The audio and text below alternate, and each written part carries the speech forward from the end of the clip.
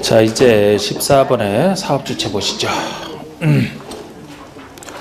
자, 14번의 사업주체는 우리 주택법에서는 사업을 할 주체 이렇게 표현을 합니다. 주택건설 사업계획이나 대지조성 사업계획의 승인받아 사업 승인을 받아 그 사업을 시행하는 다음의 자, 그러니까 주택법에 따라 사업을 시행하는 자를 사업주체라고 한다는 거예요. 1번 국가지자체에서부터 2번 공사 그 아래 넘겨보시면은 몇 사람이 되어 있습니다. 자, 이제 15번의 주택조합 보시죠. 사업주체 중에서 민간사업주 중인지 주택조합, 이게 공법에서 세 번째 나오는 조합입니다. 주택조합이란 많은 수의 구성원이 사업 승인을 받아 주택을 마련하거나 리모델링하기 위해서 결성하는 다음의 조합 세 가지를 얘기합니다. 그러니까 주택조합 속에 세 가지 조합이 존재하는 거예요. 다음의 조합 세 가지, 지역조합, 그리고 직장조합, 리모델링 조합. 근데 지금 우리가 읽었듯이 주택조합을 만드는 취지는 둘 중에 하나입니다. 내 집을 마련 또는 리모델링하기 위해서. 요 둘이 내 집 마련을 위한 거예요. 내 집 마련하기 위해서 가입하는 조합이고요. 리모델링은 말 그대로 리모델링을 하기 위해서 가입하는 조합을 얘기합니다. 그래서 주택조합이 세 가지 조합을 얘기합니다만 요 둘이 내 집 마련을 위한 조합이고 이건 리모델링을 위한 조합이라 항상 둘로 구별해서 보셔야 돼요. 나중에 주택조합 공부할 때 항상 내 집을 마련한다는 건 뭐예요? 전제가 집 없는 사람이 새로 집을 마련하기 위해서니까 만약에 여기에 따라 사업을 한다면 주택을 건설해요. 새로운 주택을 건설해서 요 사람들이 그 주택을 받아서 내 집 마련에 들어가거든요. 요거는 새로 건설하는 게 아니죠. 이미 건설되어 있는 주택을 단순히 리모델링만 하기 위해서 가입하잖아요. 요거는 집 없는 사람이 내 집 마련을 위해서. 그러다 보니까 주택 건설 공급에 관련된 규정은 여기랑만 관련돼 있어요. 이거는 새로운 건설에서 새로 공급하는 게 아니거든요. 리모델링이라. 그래서 둘의 차이가 난단 말이에요. 이게 목적에 따라서 마련 또는 리모델링 하기 위해서 둘 중에 하나인데 종류는 셋이에요. 지역조합은 일정한 지역에 사는 사람들이 내 집 마련해서 가입하는 다음 구분에 따른 지역에 거주하는 주민이 주택을 마련하기 위해서 설립한 마련은 똑같은데 일정한 주민이 가입하는 다음 해당하는 주민이 조합 중에서 제일 사고가 많은 조합이 지역조합이에요. 지역조합. 여러분 신문에 보시면 막 지역조합, 조합원을 막 모집한다라고 어떤 건설회사에서 막 광고 나오죠? 그게 이제 조합원을 모집해서 조합 결성해서 조합주택 지으려고 하는 거지. 그럼 일반 주택보다는 여러 가지 혜택이 있다 보니까 그 대신 이제 사기도 많단 말이에요. 사기도. 어떤 사람들이 가입할 수 있느냐? 방가로 1번부터 9번까지 그냥 지도 생각하시면 돼요. 지도 생각하시면. 서울, 인천, 경기도입니다. 1번이 서울, 인천, 경기도예요. 여러분 경기도 안에 서울특별시와 인천광역시가 위치하고 있죠?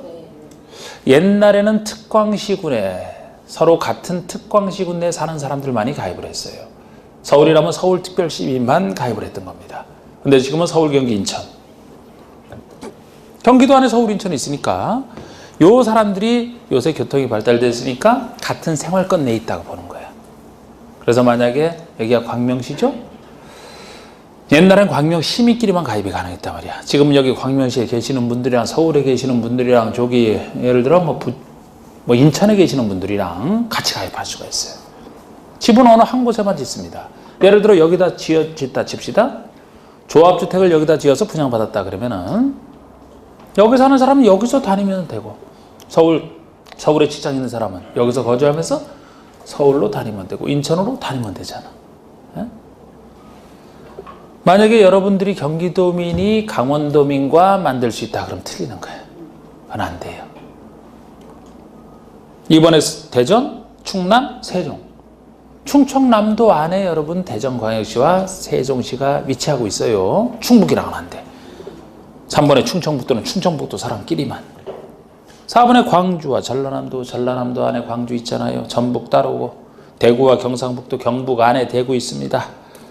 부산, 울산, 경남 안에 부산, 울산 있잖아. 에? 강원도 따로, 제주도 따로 각각 이렇게 요 단위로 수립하는 게 지역조합이에요. 직장 보세요. 직장. 이거는 이제 같은 직장의 근로자가 주택을 역시 마련하고 있어요. 그래서 이 둘은 내 집 마련을 목적으로 하는 것이고, 나중에 요거를 이제 주로 써먹습니다. 나중에 할 때. 리모델링 좋아. 공동주택 소유자가 주택을 리모델링 하기 위해서는 내 집 마련이 아니잖아. 집 있는 상태에서 리모델링 하기 위해서 누가요? 공동주택 소유자가. 주택에는 크게 두 가지 종류가 있죠. 단독과 공동으로. 근데 단독주택 소유자는 왜 가입을 못한다? 여기 안 나와 있습니까? 단독주택 소유자가 여러분들이 단독주택을 가지고 있고 리모델링할 필요가 있어요. 그럼 어떻게 하면 돼요? 1번 내가 그냥 알아서 한다. 2번 이웃집 사람과 조합을 결성해서 한다. 그러니까 필요 없죠. 이거는 공동주택이라면 하나의 동을 구분 소유하고 있기 때문에 어떤 한 사람이 할 수가 없죠. 그죠? 한 사람은 그 구분 소유자밖에 안 되잖아. 그럼 이 사람들이 같이 해야 되기 때문에 한 개 동을 여러 소유자가 같이 해야 되기 때문에 조합을 만들어서 하면 편하잖아요. 그래서 공동주택 소유자를 전제로 하는 겁니다. 단독은 안 돼. 이것이 조합 뜻이에요. 자, 주택단지라면 앞에서 나왔던 얘기랑 비슷합니다. 주택단지란 사업 승인을 받아 주택과 부대 복리시설을 건설하거나 대지를 조성하는 데 사용되는 일단의 토지를 얘기합니다. 그러니까 주택단지는 주택에다가 부대시설, 복리시설까지 함께 들어가 있는 것을 주택단지라고 하잖아요. 그럼 여기서 부대시설이 무엇이고 복리시설이 무엇인지가 17번, 18번에 나와 있는데 이것도 앞에서 제가 얼핏 느낌을 잡았던 거예요. 부대시설은 딸려 있어야 되는 시설, 부대가 딸려 있다 그 얘기잖아. 복리는 없어도 되는데 있으면 주민의 복리를 해서 좋은. 그래서 부대시설은 주택에 딸린 시설을 얘기해요. 필요해서 주택에 딸려 있는. 예를 들어 동그라미 1번 주차장 없으면 어떡합니까? 이거 주거생활 못하잖아. 관리사무소가 있어야 관리를 해줘. 담장이 있어야 다른 단지랑 구별이 될 거 아닙니까? 이게 무슨 복리를 위한 거야? 부대시설이지. 단지 안에 도로가 있어야 주차장으로 들어가든 말든 하죠. 부대시설의 대표적인 예입니다. 그 옆에 복리시설은요. 18번의 복리시설은 주택단지 안에 입주자 등의 생활 복리를 위한 시설을 얘기해요. 생활 복리를 위한 다음에 공동시설을 얘기합니다. 공동시설 중에서 생활 복리를 위한 어린이 놀이터 있으면 복리에 좋은 근린생활시설 아파트 내 상가 있으면 편한 유치원, 주민운동시설, 경로당 등을 여기서는 복리시설이라고 얘기를 해요. 복리시설.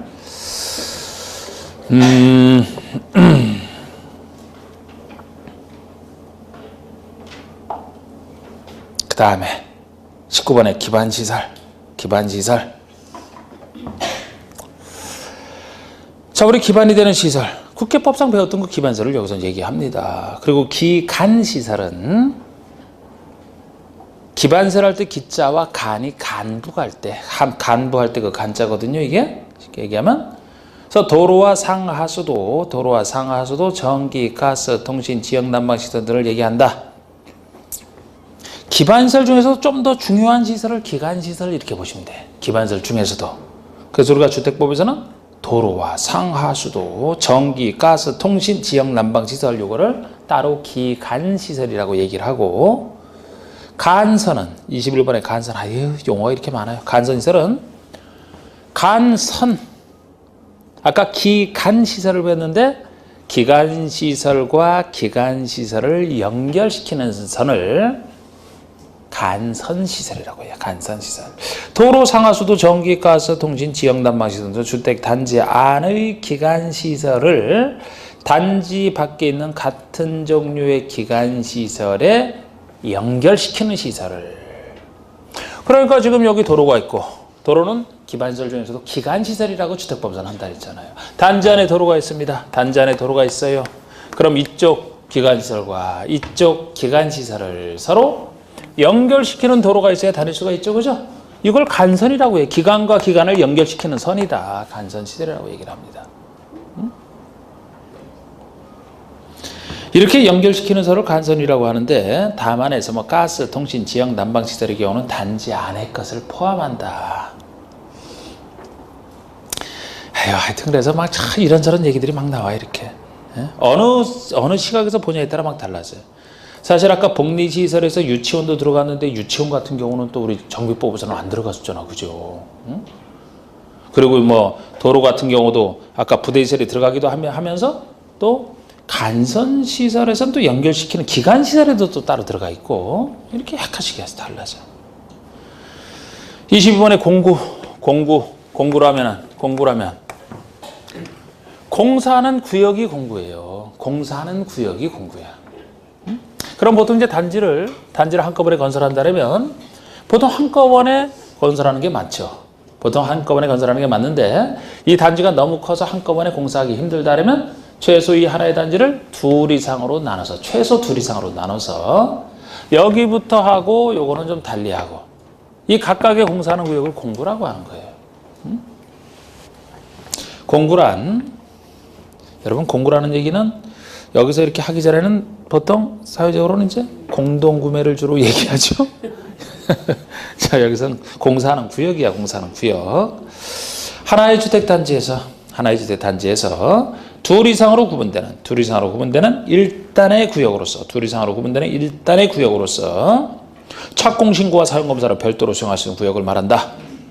당연히 공사하는 구역을 나누게 되면은 착공신고와 사용검사를 각각 별도로 공사를 하니까 별도로 할 필요가 있죠. 이러려고 나누는 겁니다. 별도로 각각 너무 큰 거 한꺼번에 못할 때 그냥 그렇게 살짝 보시고 더 넘겨보세요. 공공택지.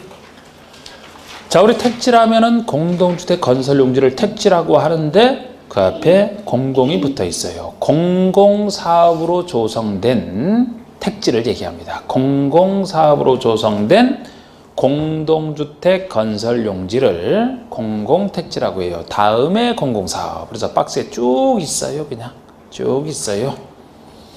24번 리모델링 보세요. 24번 리모델링. 자, 이렇게 리모델링 개념은 건축법에도 나오고 주택법에도 나온다 그랬습니다. 지금은 약간 차이가 생긴다 그랬어요. 24번의 리모델링. 건축의 노후화를 억제하거나 기능 향상 등을 위해서 이건 똑같아. 건축법이랑 똑같은데 다음에 어느 하나에 해당하는 행위를 말한다 그래서 동그라미 1번이 대수선, 동그라미 2번, 3번이 일부 증축을 얘기하는 겁니다. 그래서 대수선 또는 일부 증축 외에요. 제가 건축법에서는 대수선 또는 일부 증축 외에 일부 개축까지 들어간다라고 했거든요. 건축법에서는 개정이 돼서. 근데 주택법에서는 여전히 일부 개축은 안 들어가. 대수선 또는 일부 증축 둘 중에 하나. 계속 그렇습니다. 그래서 약간 일부 개축이 들어가느냐 안 들어가느냐 그런 차이가 존재해요. 주택법에서는 아직은 개축 아닙니다. 대수선 또는 일부 증축. 외양을 멋지게 바꾸기 위한 대수선을 통한 리모델링. 아니면 조금 좁아서 면적을 넓혀 쓰기 위한 일부 증축이 크게 둘밖에 없어요. 그래서 우리가 그렇게만 건축에서는 나와 있었지만 주택법에서는 일부 증축에서 일부가 어느 정도까지 얘기하는지 요 기준까지 나와 있어요. 만약에 너무 많이 증축을 하게 되면은 기존 건축과 너무 다른 모습의 건축이 나오기 때문에 그건 리모델링 범위를 벗어나죠. 증축하더라도 작아야 된다는 거예요. 작아야 된다. 자. 지금 리모델링은 대수선 또는 일부 증축이라고 했는데 대수선은 그냥 나와 있고 우리 일부 증축에서 일부가 얼마냐 하는 거 이 숫자도 여기서는 여러 가지 숫자가 나오는데 정리를 해야 되거든요. 정리를 해야 돼. 물론 낸 적도 있고. 일단은 일부에서 일부가 얼마인지 이걸 좀 따로 생각을 해야 돼요. 항상 제가 주택법에서는 전용면적 기준으로 따진다 그랬잖아. 공용면적 말고. 자, 우리 전용면적 기준으로 기존 전용면적의 몇 %까지 증축이 리모델링으로서 허용이 되느냐. 너무 크면 안 되고요. 작아야 돼. 조금만 커도 기존 건축과 너무 달라지기 때문에 벗어난단 말이에요. 제가 작다는 기준 중에 3분의 1 쓰는 데도 있고 약 30% 쓰는 데도 있어요. 그렇죠. 통일해서 쓰면 좋은데 3분의 1이면 33.3이잖아. 그죠? 30%는 30%고 약간 차이가 나잖아. 여기서 일부가 전용면적의 30% 내에서 이거 따로 기억하셔야 돼. 30% 내에서 좀 작아야 된다.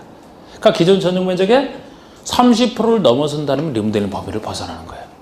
너무 크면 안 되겠지. 30% 내에서 물론 85제곱미터 미만이다. 전용면적이 85 미만이라면 상대적으로 작은 주택이기 때문에 좀 더 넓게 기존 전용면적의 40% 내까지도 가능해요.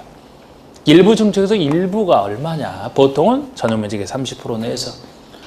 근데 대상이 작아요. 85 미만이다. 그럼 좀 더 넓게 40%까지 가능한 거 요거 따로 기억을 해 두시고 요거만 따로 기억을 해 두시고 나머지 숫자는 다 15랑 관련돼 있다라고 보시면 돼요. 요 숫자만 일부에서 일부가 가장 핵심인데 작아야 되니까 30%, 40% 예외했고 요거 따로 기억하시고 나머지 숫자는 혹시 일부 증축형 리모델링에서 나온다 그러면 다 주로 15랑 관련돼 있다라고 생각하시면 된다고. 여기 나오는 숫자 정리하는 모습이에요, 지금 이게. 자, 우리 본 내용 보기 전에 한번 살짝 물어볼까요, 제가? 자, 새 건물을 리모델링 하면 아깝죠? 당연히 리모델링이라는 건 노후 억제 기능 향상을 위해서 하는 것이기 때문에 어느 정도 지나야 할 수가 있어요. 어느 정도 지나야 할 수 있어요. 지금 여기 나왔지만 대손 같은 경우는 나중에 보시면은 최소 10년 이상은 지나야 돼요. 대손을 통한 리모델링은.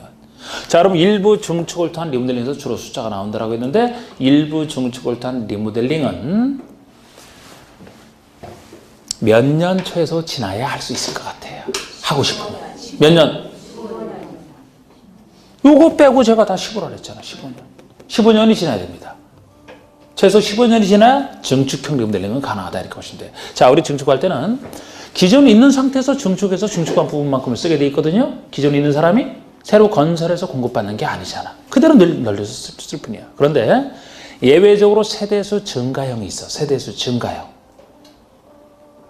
세대수 증가형은 기존 세대와 상관없는 새로운 세대수를 증가해서 건설해서 요거를 일반에게 분양하겠다는 거예요. 그럼 거기서 나오는 분양 대금 가지고 리모델링 비용에 충당하게 되면 기존의 리모델링에 참여하는 사람들이 리모델링 비용이 줄어들겠죠? 그래서 리모델링이 쉬워진단 말이에요.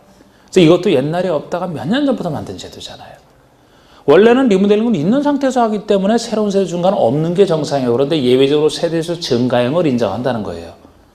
그 비용 갖고 비용에 충당하려고 분양비 가지고.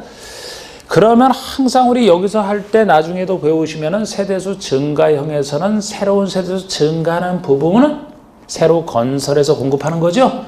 그것만큼은 저기 건설 공급 파트에 들어가요. 다른 리모델링이 들어가는 게 아니고 다른 리모델링은 맨 끝에 리모델링 등 허가 절차에서 제가 리모델링은 새로 건설해서 공급받는 게 아니라 그랬잖아. 근데 세대수 증가형에서 세대수 증가하는 부분만큼은 건설 공급 파트에 들어가요. 그래서 나중에 사업 승인 할 때도 건설 절차의 사업 승인. 새로운 주택 건설할 때 사업 승인 받는 거잖아. 리모델링과 관련해서는 세대수 증가하는 부분만 가지고 사업 승인 대상을 따집니다. 자, 요거는 밑밥 깔아놨고요. 그러면 세대수 증가를 하게 되면은 무한정 증가를 허용하면 안 되죠. 기존 세대수의 최대 몇 프로 범위 내에서만 세대수 증가는 가능할 것 같아요? 15%. 그것도 15%지. 15%지. 그리고 세대를 증가할 때 수평으로 증가시키는 경우가 있어. 수평으로 늘려서 새로 지어서 하는 경우가 있고 아예 별도의 동을 새로 만들어서 분양하는 경우도 있어요. 수직으로 올리는 경우도 있어요. 기존 아파트가 층수가 많지 않아갖고 수직으로 올린다면 기존 아파트 위로 새로 세대수를 증가해서 새로 건설하는 거예요. 이걸 수직 증축형이라고 해요. 수평으로 한다, 별도의 동을 만든다, 아무 문제 안 생겨. 왜? 새로운 기존 주택에 가해지는 압력은 없잖아. 근데 수직으로 올리게 되면은 새로 올라가는 것만큼 하중 증가가 생기죠, 그죠? 괜히 리모델링에서 깨끗하게 살아보려고 하다가 죽는 경우가 생겨. 수직 증축을 하게 되면 전체가 무너져서. 그래서 수직 증축만큼은 수직으로 최대 몇 개층까지 올릴 수 있는지 그런 제한을 하게 돼 있어요. 법에서는 3개층에서 0으로 정하라. 3층, 2층, 두 개 정해서 요것도 기준이 15로 보시면 돼요. 15층. 기존 주택이 15층 이상이다. 그러면 최대 3개층까지 수직 증축이 가능해요. 14층까지다. 즉 15층이 안 된다. 15층 미만 14층까지다. 그러면 2개층까지만 가능합니다.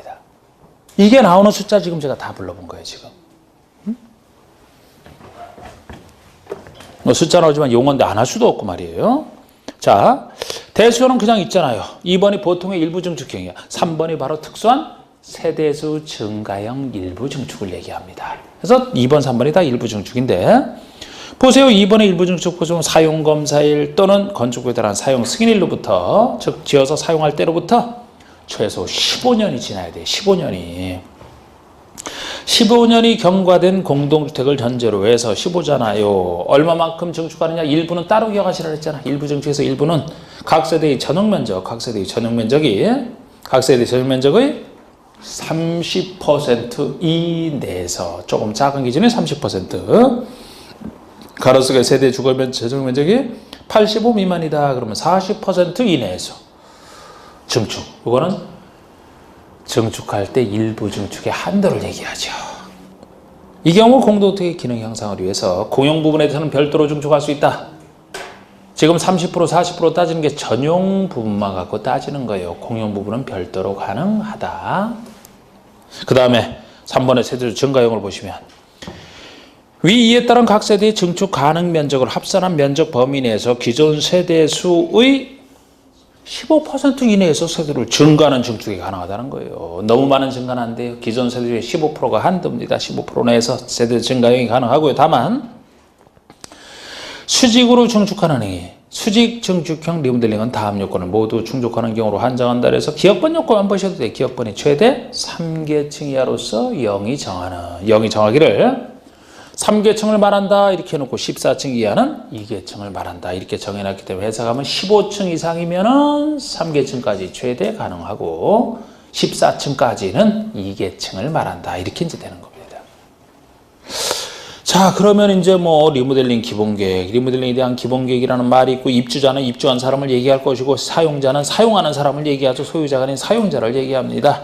관리주체는 관리주체를 얘기하겠죠. 됐습니다. 됐고, 이제 건설 파트 들어갑시다. 자, 용어 위주로 본다라고 했고 체계를 잡으니까요. 자, 우리 사업주체.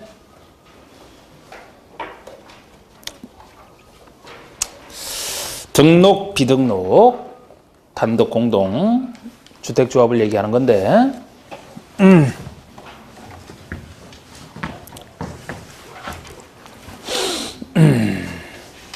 지금 사업주체잖아요. 사업주체. 자, 등록해야지 사업주가 되는 사람을 등록사업주체, 등록사업주체, 등록 안 해도 사업주가 되는 것을 비등록사업주체 이렇게 나누기도 하고, 단독으로 사업주가 되는 것을 단독사업주체, 그렇지 않고 같이 하는 것을 공동사업체 이렇게 나누기도 하는 거. 그리고 사업체 중에서 아까 했던 주택조합 이렇게 있는 게 이제 사업체에 대한 얘기입니다. 그 다음에 또 간단하게 지금은 간단하게 보세요. 뭐 어느 때부터 등록하는지 지금 이런 거 할 건 아니고 그냥 느낌만 잡으시면 되잖아요. 자, 어떤 등록을 해야 우리 건축법에서 건축주는 자기가 의지만 갖는 순간에 그냥 건축주가 돼. 다른 자기 요건 필요 없어. 개별 건축물 짓는 건데. 그런데 여기서 큰 사업을 하면서 아무나 사업을 해서 본인이 해서 갖는 것도 아니고 남에게 분양하려고 주로 사업하는 건데 아무 능력 없는 사람이 그냥 사업 주체가 됐다가 사람만 끌어모아서 돈 받아먹고 일을 완수하지 못하고 도망간다. 많잖아요. 그렇기 때문에 건축주 달리 주택법에서는 사업 주체에 대해서 일정한 자격을 요구하고 있는 겁니다. 그럼 등록 사업 주체라면은 일정한 등록 기준이 있어요. 그 등록 기준을 갖춰서 등록했을 때만 사업체로 인정. 이게 등록 사업체 뜻이에요. 비등록은 등록 안 해도 된다는 얘기고. 제가 항상 그렇듯이 시행자도 마찬가지지만 사업주체도 공공과 민간으로 나눌 수가 있죠. 예를 들어 상식적으로 공공사업주체라면은 등록을 요구할 것 같아요? 안 할 것 같아 법에서? 안 하겠지. 왜? 믿어주니까. 공공은 항상 믿어주니까. 민간을 못 믿는 거예요. 민간을 못 믿기 때문에 주로 누가 사업주체가 되기 위해서는 등록을 해야만 된다? 민간 사업주체가. 여러분들이 아파트를 한꺼번에 저렇게 대규모 지어서 한번 사업을 해보겠다. 등록 기준 갖춰 등록을 해야만 됩니다. 등록 안 하면 인정 안 해줘. 이게 등록 사업주체예요.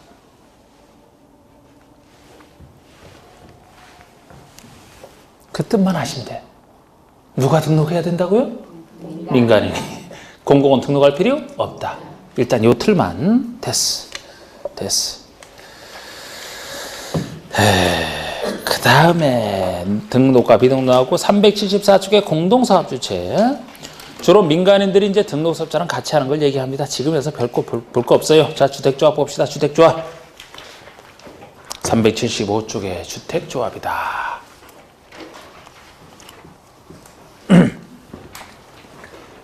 아까 제가 이미 뜻은 했잖아. 그죠? 뜻은 했고. 항상 주택법에서는 주택조합이 나온다면 둘 중에 하나. 내 집 마련 또는 리모델링. 내 집 마련을 위한 조합이 지역과 직장. 그 다음에 리모델링을 위한 것이 리모델링 조합. 이 틀을 잘 세워놓으세요. 틀을. 같은 주택조합을 공부한다 해도 여기에 따라 달라져 서로. 여기에 따라 달라져요. 지금 자세한 내용 몰라도 상관없어. 그런데 당연히 달라질 수밖에 없지. 자꾸 제가 얘기를 하지만 여기는 내 집 마련이니까 새로운 주택을 지어서 건설 파트 지어서 공급을 받아야 되거든요. 집 없는 사람이. 그래서 건설 공급과 관련된 규정은 다 여기만 적용되는 규정이에요. 이거는 새로 건설해서 공급받는 게 아니잖아요. 세대수 증가형 예외 빼놓고는 보통 아니잖아. 그래서 여기만 적용되는 규정, 여기만 적용되는 규정 구별하는 게 기본이에요. 내용 알기 전에. 그리고 이것이 지금 세 번째 나오는 조합입니다만 개발법에서 개발조합 나오고 정비법에서 정비조합 나오고 주택법에서 주택조합이 나오거든요. 성격이 달라. 앞에 두 조합이랑 성격이 달라. 앞에 제가 개발조합, 정비조합은 성격을 뭐로 봤습니까? 비영리, 사단법인, 법인으로 봤잖아. 법인. 왜? 시행자가 돼야 되기 때문에 자기 이름으로 사업을 할 수 있어야 되기 때문에 조합이라는 명칭을 쓰고 있지만 저 법인으로 봤어요. 법인이라고 보는 순간 법인이라는 것은 행정청의 설립 인가를 받아 성립되는 게 아니다. 설립 인가를 받고 나서 설립 등기를 해야 성립한다 라는 표현을 썼던 거 아닙니까? 주택조합은 법인 아니에요. 법인 아닙니다. 이 점에서 두 조합과 성격이 차이가 나요. 법인으로 볼 필요가 없어서 그래. 볼 필요가 없어서. 조합은 민간인이죠. 민간인이기 때문에 만약에 조합이 단독으로 사업체가 되고 싶다 그러면 일정 기준을 갖춰서 등록을 해야만 됩니다. 그럼 등록하는 순간에 등록사업주체가 되는 거예요. 그 기준을 통과하는 순간에. 그럼 등록사업주체는 자기 이름으로 당연히 사업을 할 수 있는 권리능력자죠. 그런데 만약에 이 사람이 등록 안 해도 되는 때가 있어. 아직 그거는 제가 안 배웠지만 주택조합이 민간 전문가인 등록사업자랑 공동으로 한다. 공동으로 사업을 하게 되면 그때는 따로 등록할 필요 없어요. 왜? 이미 등록한 등록사업자가 사업을 하면 되기 때문에. 그럼 결국 조합이라는 것은 혼자 해야 된다면 등록을 해야 된다 그랬죠? 그럼 등록사업주로 사업을 하기 때문에 조합에 대해서 권리성을 인정할 필요가 없어요. 만약에 공동으로 한다면 등록은 안 해도 되는데 그 대신 등록사업자가 사업을 하기 때문에 그때는 등록사업자 이름으로 하면 되거든요. 결국 어떤 경우에도 이 조합은 앞에 두 조합과 달리 법인성을 인정할 필요가 없다고 보는 거예요. 이 사람이 등록을 하든지 아니면 등록 안 할 때는 등록사업자가 바뀌기 때문에 한참 얘기했지만 그래서 법인으로 안 봐요. 법인으로 안 본다는 얘기는 법인이 아니니까 조합은 언제 성립하느냐?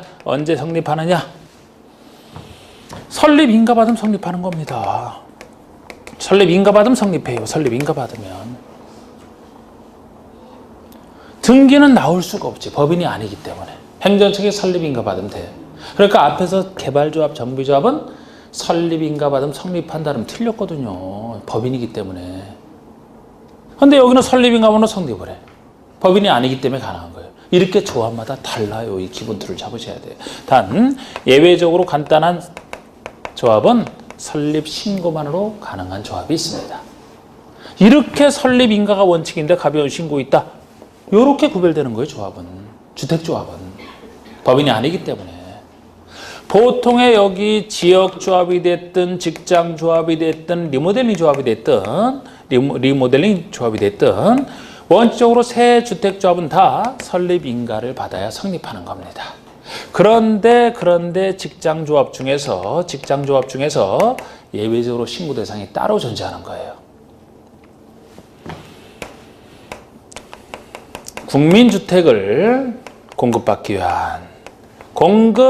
위한 직장조합 간단하게 써서 이왕 이렇게 쓸 거면 뭐 다 써도 되겠네. 공급받기 위한. 이 말이 들어갔을 때만 직장조합 중에서 신고 대상이 존재하는 거예요. 오늘은 뭐 이 정도 틀에서만.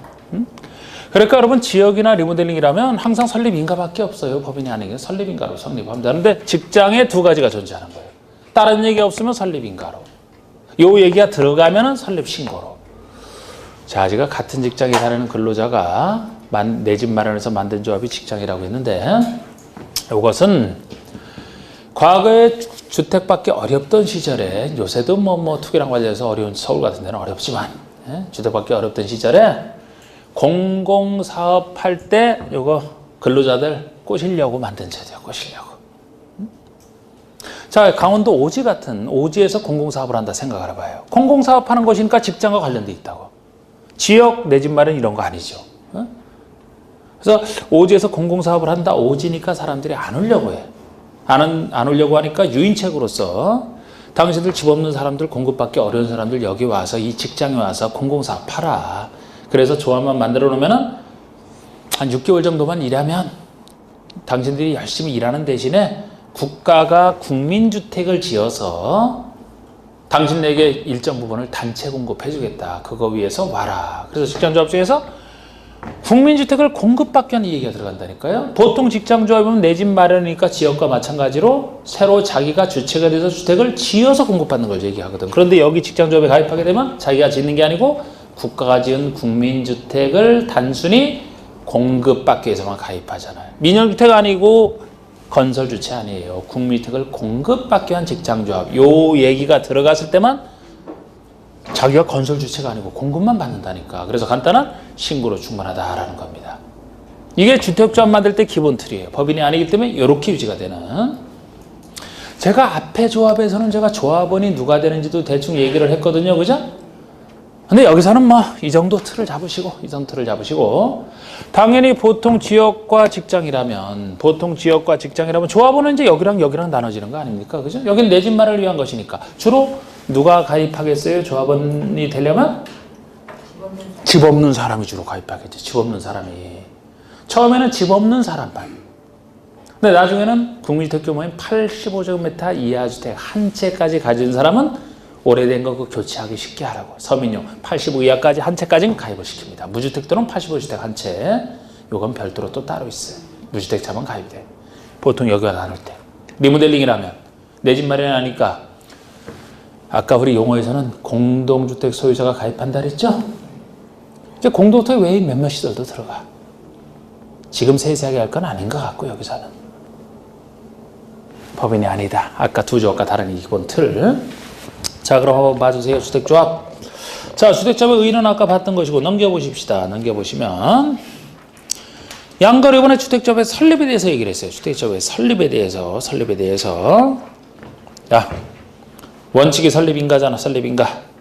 많은 수의 구성원이 주택을 마련 또는 리모델링하기 위해서. 그럼 보통의 지역, 직장 리모델링 다 들어가지 않습니까? 마련 또는 리모델링에서 주택조합, 세 가지 주택조합, 지역, 직장 리모델링 다 설립하려는 경우에는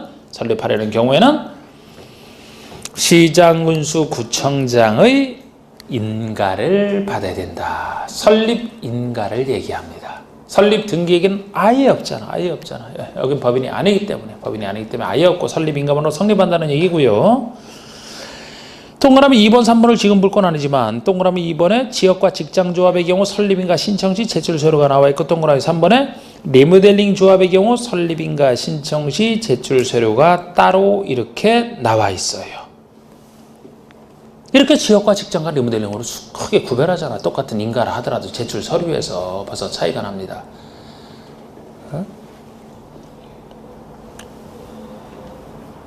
그런데 그 옆에 페이지 보시면 설립 신고가 나오잖아. 설립 신고가. 옆에 페이지에 설립 신고.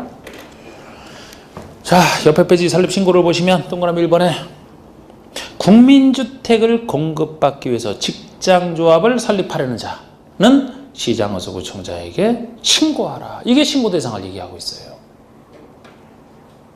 국민주택을 본인이 건설하는 게 아니고 공급받기 위한. 조합 중에서도 직장만 이렇게 해당이 되죠. 오지에 공공사업하는 직장이라 그랬잖아. 요 말 들어갔을 때만 신고가 됩니다. 건설주체가 안에서 간단한 신고로 충분하게 하고 있어요. 그냥 신고만 하고 공사하면 나옵니다. 나중에. 이런 얘기가 빠져 있으면 설립 신고로, 설립 인가로. 그래서 직장만 둘러봐야 돼요. 설립 인가 대상이냐 신고 대상이냐. 자, 요렇게. 요거 한번 여기서 한번 물어볼까요? 지금 우리가 본 내용까지 들어갈 건 아닌데 예를 들어 대지에 대한 주택 건설을 위한 대지에 대한 사용 승낙서가 제출 서류에 들어가거든요. 예를 들어 뭐 대지에 대한 80% 이상의 사용 승낙서라는 서류는 지역과 직장 조합 만들 때 설립인가 신청시 제출 서류에 속할까요? 리모델링 할 때 제출 서류에 속할까요? 둘 다 속할까? 왜 지역과 직장에만 속한다고 생각을 했어요?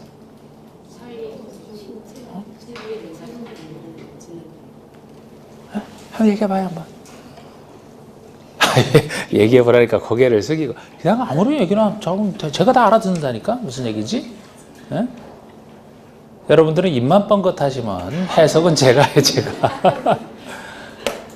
왜 지역과 직장만 그게 필요할까요? 집 마련이니까.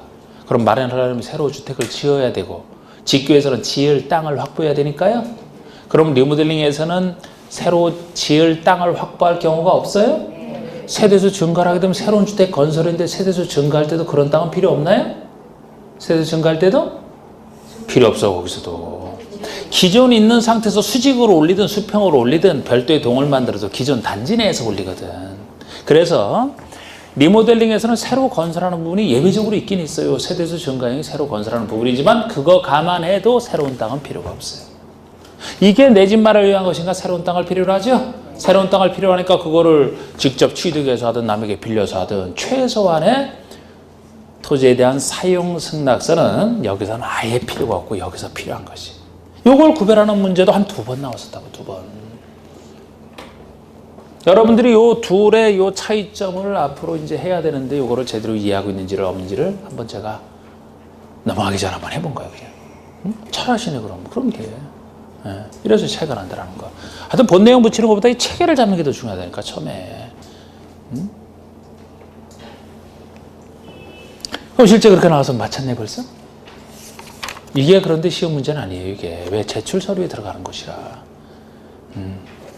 자, 됐어 그러면 됐고. 그 다음에 양가로 5번 조합원 자격이 나오는데요. 양가로 5번에 조합원 자격이 나오는데 이게 방가로 1번의 지역과 방가로 1번의 직장이 서로 비슷해요. 내 집 마련을 위한 것이라. 집 없는 사람 또는 85의 주택 한 채에 예를 들어서 방가로 3번에 리모델링은 별도로 따로 나와 있고 주택 있는 자들 중에서 주택이냐 누구 소유자냐 이런 사람들을 얘기하는 겁니다. 이게 단독은 없겠지만 지금 자세히 볼 건 아니라고 했어요. 제가 워낙 그 앞에 용어가 많아서. 자, 이제 넘겨보시고 조합 파트 넘겨보시면 이제 절차 파트 갑니다. 절차 파트 가시면 385쪽부터 나오는 게 요거. 요 절차 사업적인 파트예요. 사업적인 파트. 응? 이렇게 큰 사업을 하니까 주택건설 사업과 대지동 사업을 하니까 사업계획을 사업주체가 나는 어떻게 사업을 하겠다. 사업계획을 작성해서 승인받아라. 이런 말을 쓰는 겁니다. 그럼 여기서도 여러분들이 우리 건축법에서 했듯이 흐름을 딱 잡으시면 돼요. 흐름을. 지금 다른 거 하는 게 아니고. 자, 그럼 흐름을 또 즐겁게 잡아봅시다. 자, 여기로.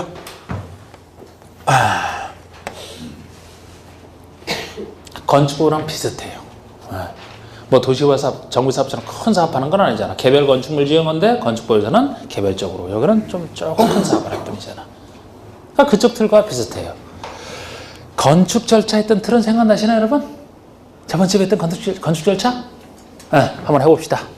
저번 주에 했던 거. 우리 건축부서 건축 절차. 먼저 뭐를 제가 그렸었나요? 대지를 확보해. 다 지을 땅 확보해야지. 대지 확보했다 칩시다. 그러면 그 다음에는 사전결정. 사전결정. 그 다음에는 건축허가나 건축신고. 원칙 건축허가. 가벼운 게 건축신고. 그런데 사전결정이라면 이제 건축허가를 신청하기 전에 받는 것이라 굳이 사전결정을 쓴다라면 대지 확보하고 나서 사전결정이 건축허가 전에 나오겠죠. 그래서 사전결정 또는 그 다음에 건축허가나 건축신고를 통해서 건축활성 권리를 취득했어요.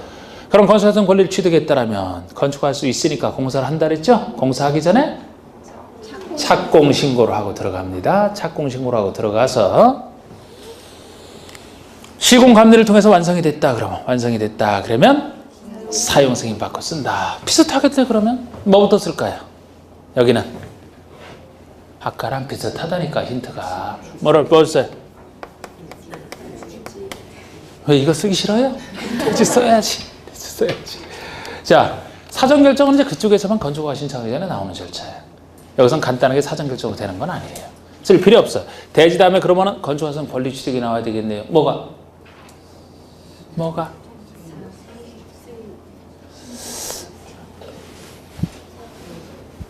저쪽에 틀어져. 아예 사업 승인이라 했잖아. 이걸 여기서 이제 써줘야지, 여기서. 줄여서 사업 승인. 여긴 신고 없어요. 아, 대규모 사업인데 무슨 신고가 있겠어요, 여기는. 그러니까 우리 그쪽에 대지랑 똑같고, 여기는 사전결정, 큰 사업이라 사전결정으로 간단하게 된다 안 된다 얘기도 뭐 못한다니까. 사전결정은 없고, 건축허가나 신고 대신에 이 얘기를 쓰는 거예요. 사업계획 승인이라고. 건축주 대신에 사업주체라는 말을 쓰고, 건축허가 대신에 사업승인이라는 말을 쓴다라고 아까 제가 체계 잡을 때 했잖아. 여기서 쓰는 거예요, 여기서. 그러니까 대지를 확보했으면 사업할 수 있는 권리 취득이 사업 승인이죠. 말이 이렇게 다를 뿐이지 원리 똑같다니까요. 자, 그러면 사업 승인을 받았다 칩시다. 그럼 건축하자면 권리를 취득했어. 그럼 그 다음에 나오는 게 뭡니까? 착공 신고. 오, 공사하기 전에 미리 신고한다.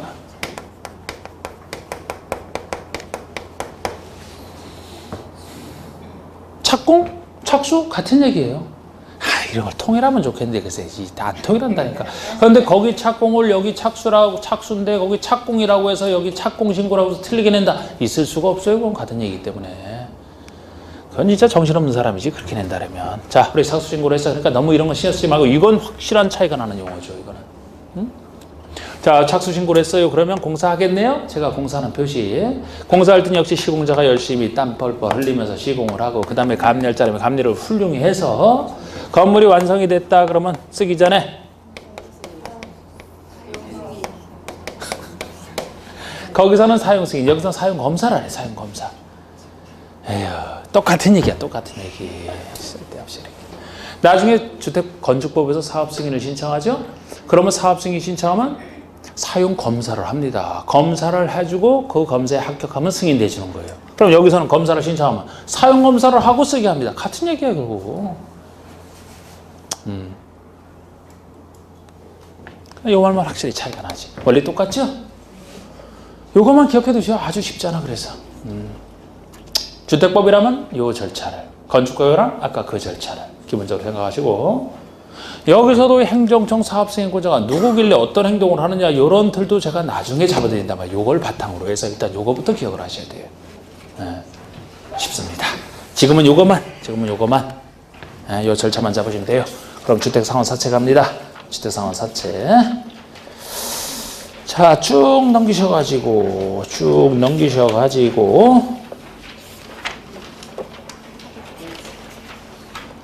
400쪽에 주택상환사채가 나옵니다. 400쪽에. 자, 지금 이제 요거잖아요. 주택상환사채 여기까지 왔거든요.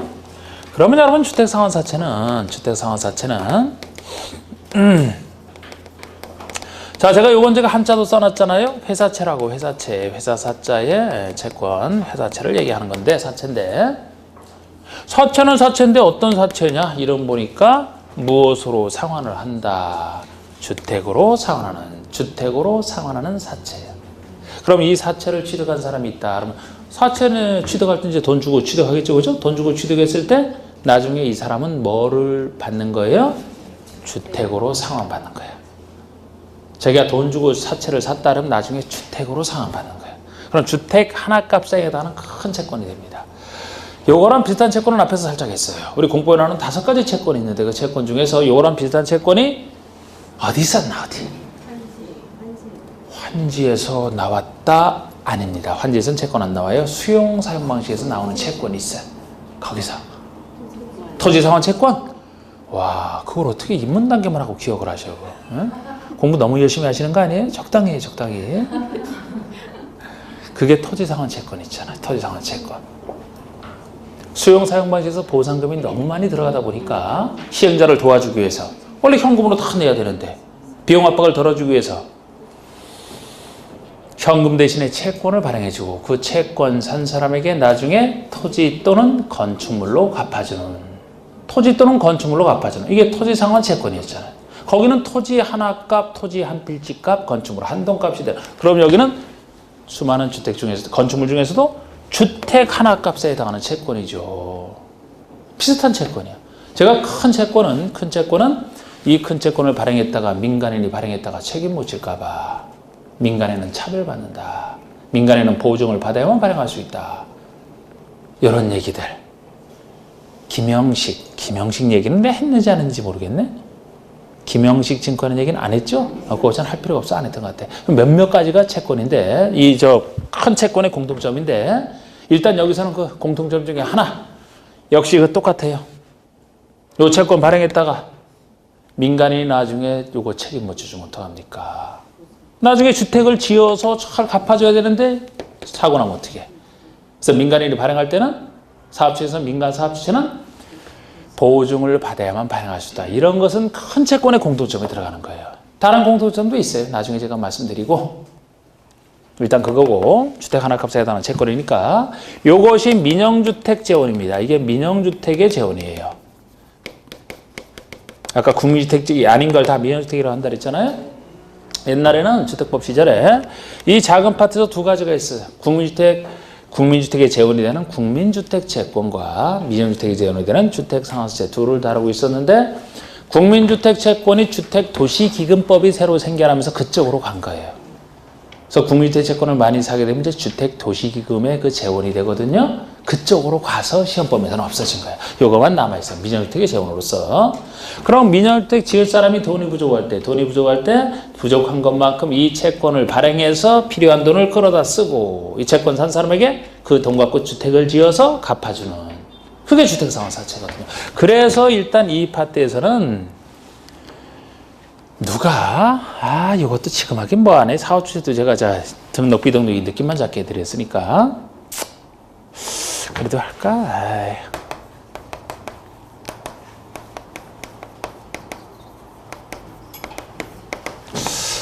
일단 이 두 사람만 발행하고 있어요. 공공 중에서 대표, 민간 중에서 대표자 한 사람씩만.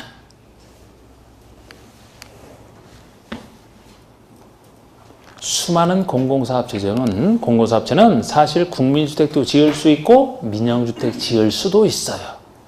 근데 사실상 공공 중에서는 민영주택은 요 사람만 사실상 짓고 있어요.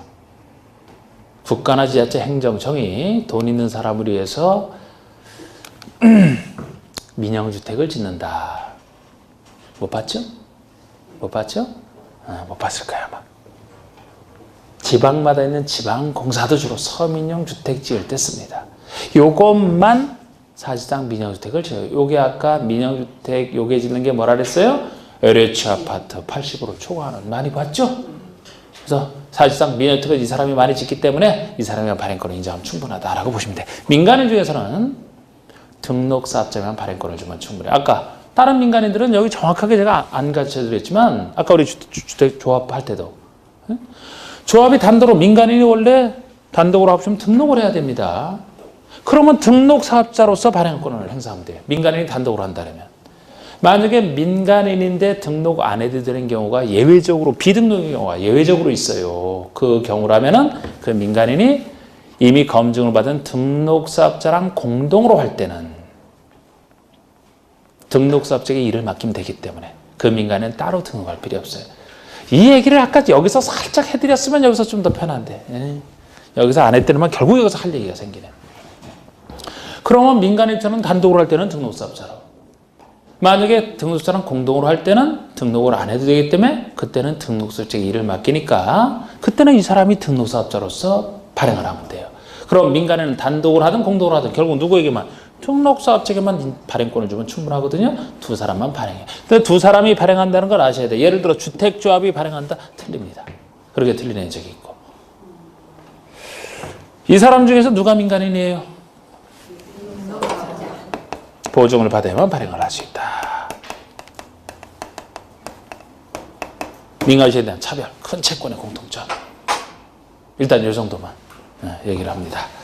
그럼 양가리 1번에 반가리 1번 보시면 누구랑 한국토지주택공사와 등록사업자 두 사람만 다른 사람 발행권이 없어요. 공공과 민간주택 대표자 한 사람씩 이런 사람들은 영이 정하는 바에 따라 주택으로 상환하는 사채, 주택 상환 사채를 발행할 수 있다. 이 경우 등록사업자는 둘 중에 등록사업자, 민간인인 등록사업자는 영이 정하는 다음 기준에 맞아야 되고 금융기관 등의 보증을 받은 경우에만 주택 상환 사채를 발행할 수 있다. 보증을 받은 경우에만 발행할 수 있다. 이 정도로 말씀드렸습니다. 이게 주택 상환 사채 얘기예요.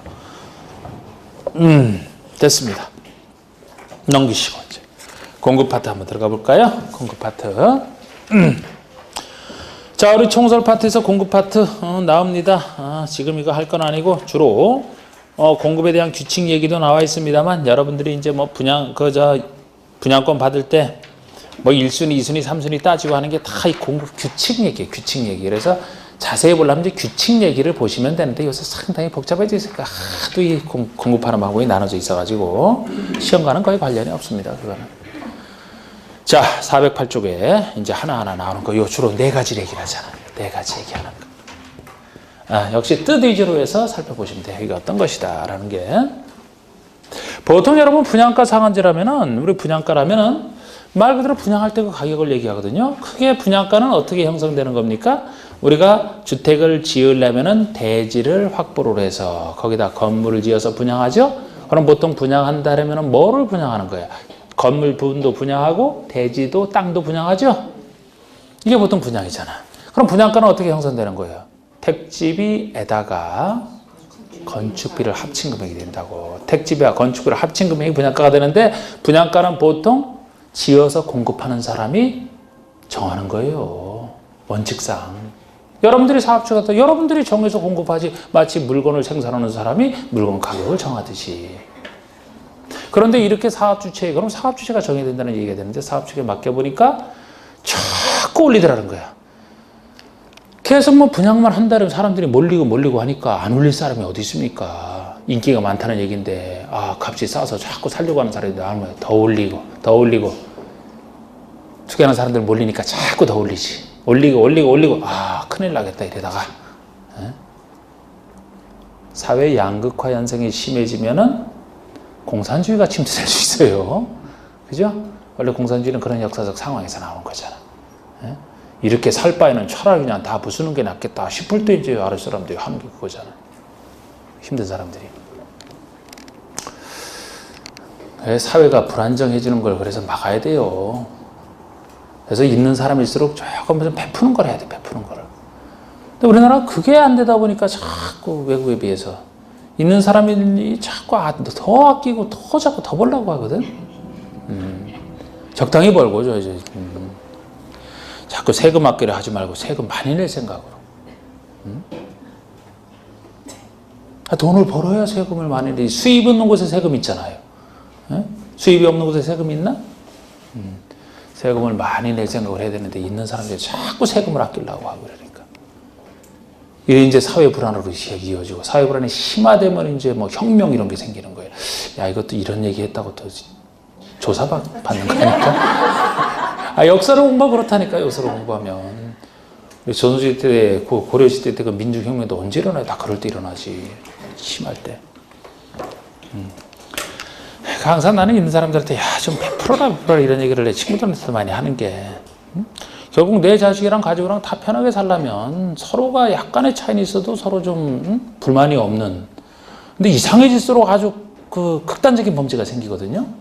범죄부터 생기다 이게 확대되면 이제 그런 쪽으로 가는 거지 이게. 지금 뭔 얘기하다 이렇게 됐나 지금 얘기가.